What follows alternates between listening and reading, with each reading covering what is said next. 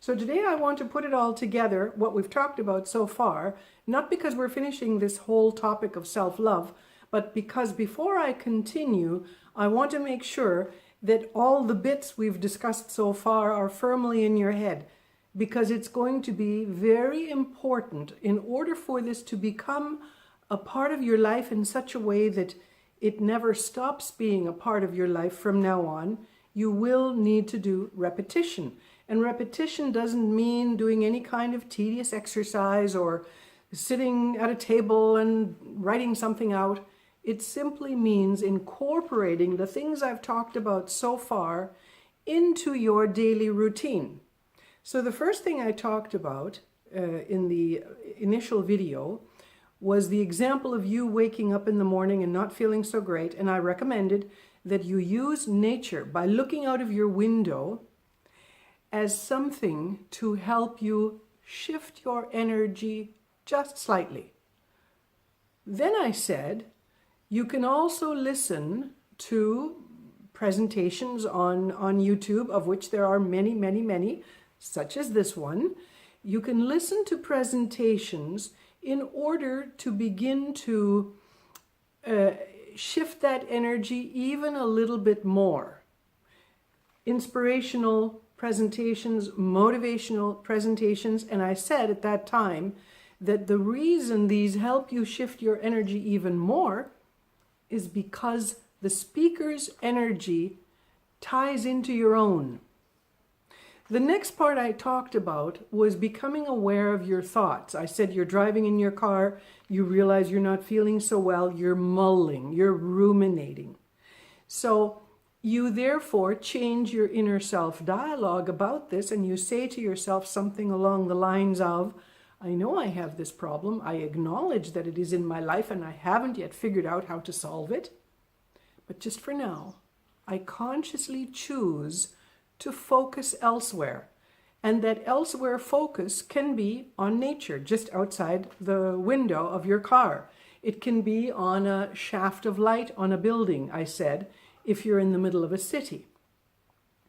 I also said use your emotions as a barometer in order to gauge where you're at. And I talked about using that scale from 1 to 10 in order to figure out subjectively where you are at on that scale, and then to gauge it again once you've done one of these little things to see how much you've moved up. So these are initial steps you can take. The next major step I discussed was to learn how to become more conscious and mindful. And I explained to you in the last video, in the fourth, how to do the mindfulness walk, how to do a 15-minute mindfulness walk every day in order that you would soon see, in a question of a few weeks, some people see it earlier, but typically it'll take a week or 2 or 3 before you do notice these changes. But if you do it every day, you will notice them, because what happens is during the walk, during those small 15 minutes, as you continuously do it, you will notice that you feel a sensation of peace. Why? You're not in the past thinking about who knows what happened to you in the past. You're not in the future worrying, stressing, etc. about what you think might happen to you in the future. You're just here and now, focusing on that beautiful thing that you're looking at in nature or listening to.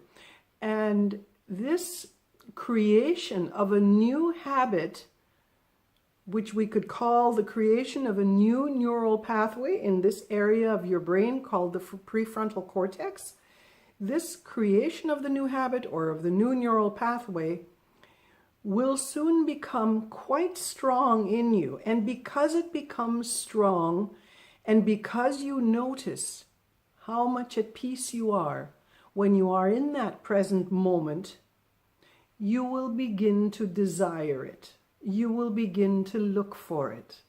You will begin to want to make the other moments of your daily life as peaceful as that one. And you might argue and say, well, that's impossible because I have so many things to do at work and all these horrible people that I work with, or whatever the case may be.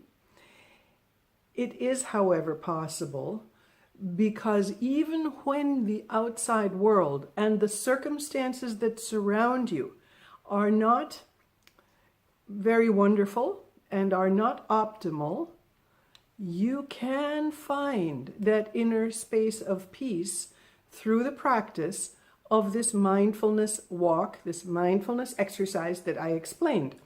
And so, of course, the more you do it, the stronger it becomes. It is something that you will want to be part of, that you will want to bring into your daily, every moment of your day, all the time, the more you begin to realize what a difference it makes to the quality of your inner life.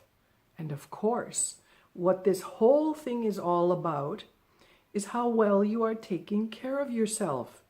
If you are seeking peace inside of you, no matter what turmoil there is in your outer world, at every moment during your everyday, then you are giving yourself an enormous gift that shows you that you are well on the road to loving yourself. And you will begin to see how this is incorporated into your life in such a way that it will be hard to move away from. It will be hard to not do it. It will be hard for you to ignore it. You wouldn't want to ignore it anyway, because it makes your life so much better. I'll see you again in the next video. Bye.